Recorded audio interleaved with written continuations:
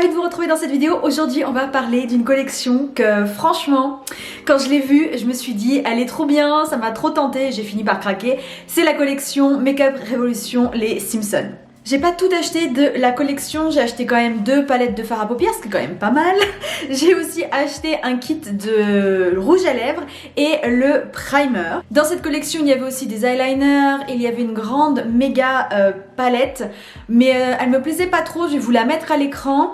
En fait c'est une palette super colorée et moi ça me tentait pas plus que ça, je vous avouerai.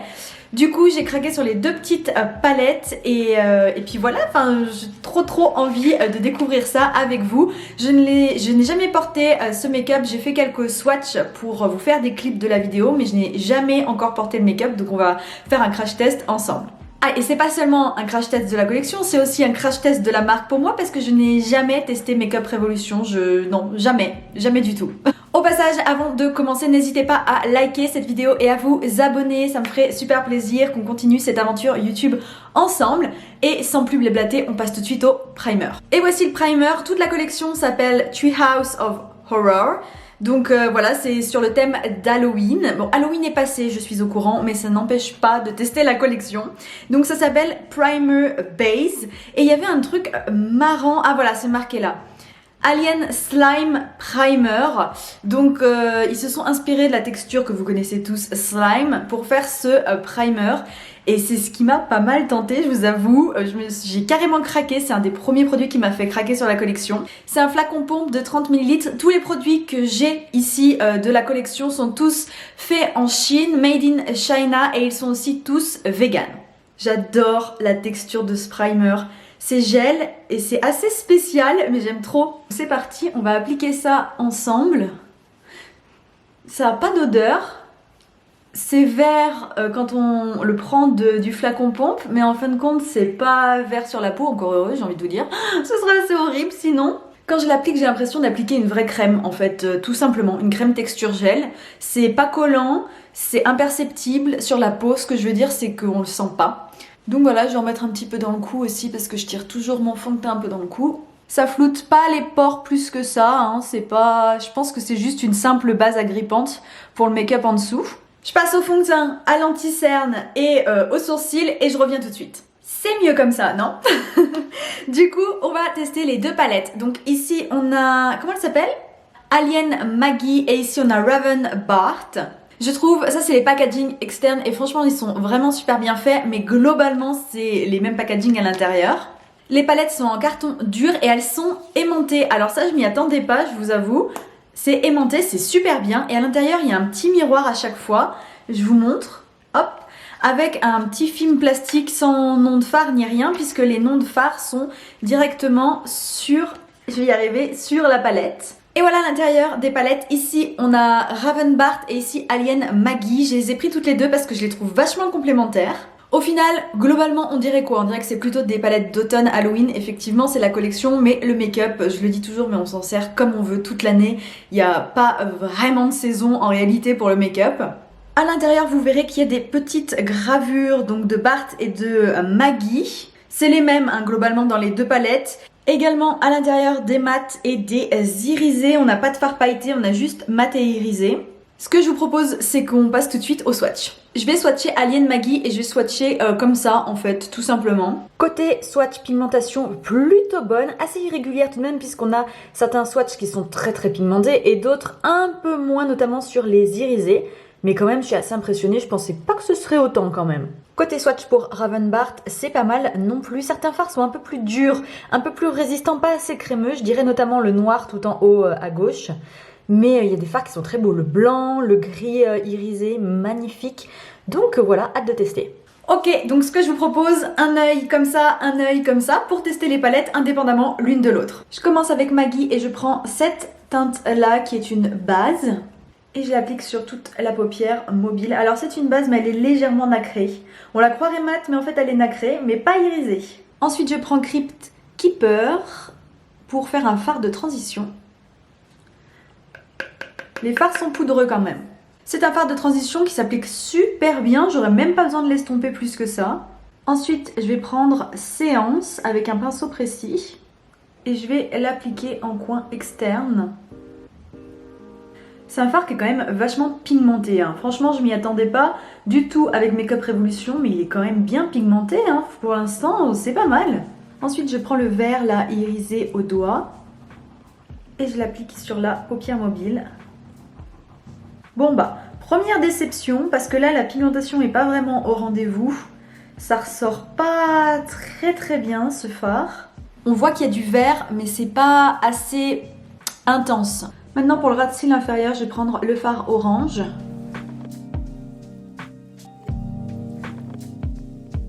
Pour les zones de lumière, je prends le fard doré.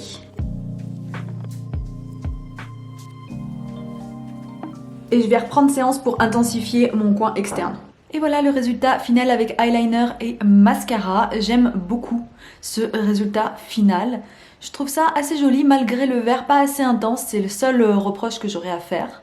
Pour l'autre œil, on va passer à Bart. Et là, j'ai vraiment le choix, mais je pense que ça va carrément être du smoky. Là, il n'y a pas le choix. On est obligé de faire un smoky avec cette palette.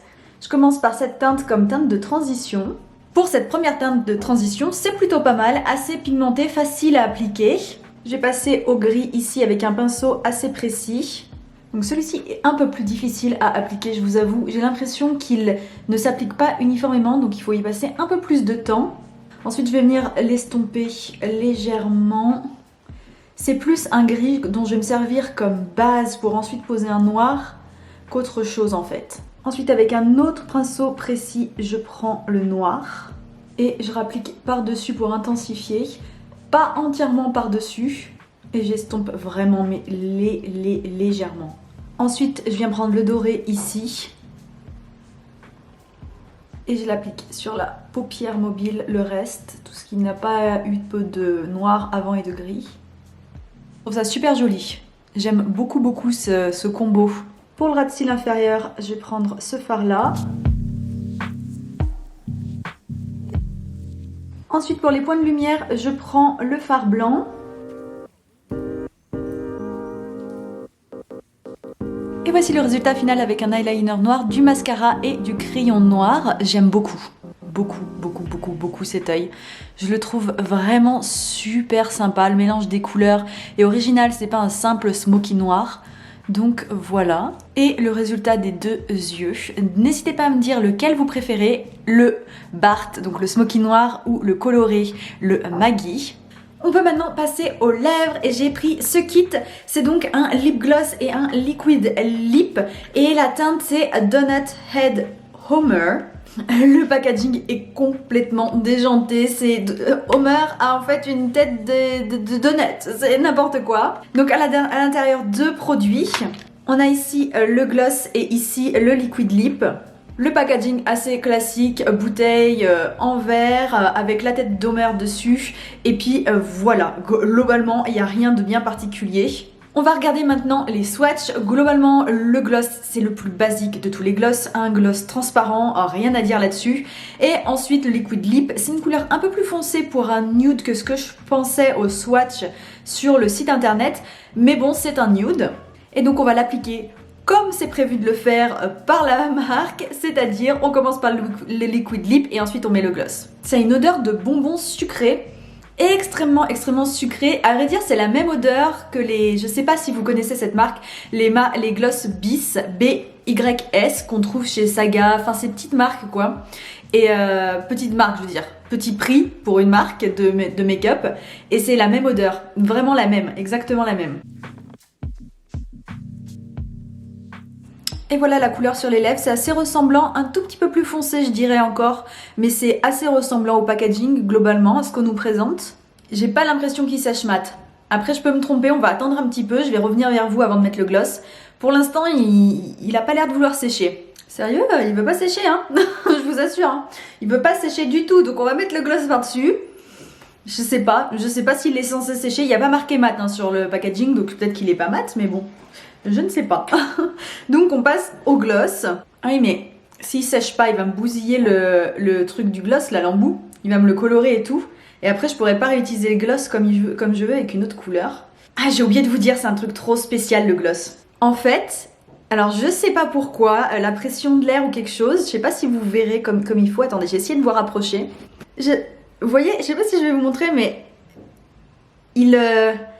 comment dire, il est automatiquement renvoyé, comme s'il y avait trop d'air et il est renvoyé. C'est pas si facile que ça de le fermer, vous voyez. Il faut vraiment forcer.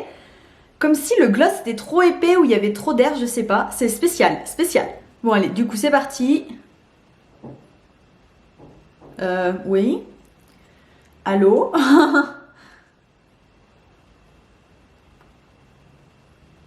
Bon.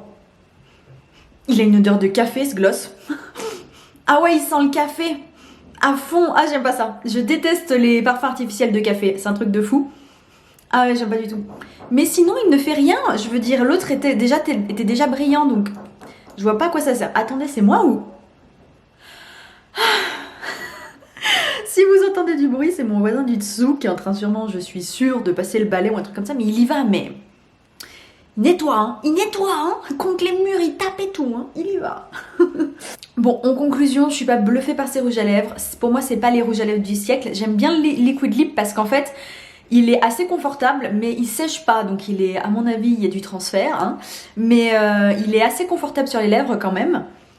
Et puis, il s'applique facilement, enfin voilà, mais c'est pas le meilleur du monde, mais il est pas mal. Le gloss... par-dessus, je vois pas l'intérêt en fait. Je vois pas trop l'intérêt. Peut-être tout seul ça peut être sympa, mais là, comme ça, je vois pas trop l'intérêt.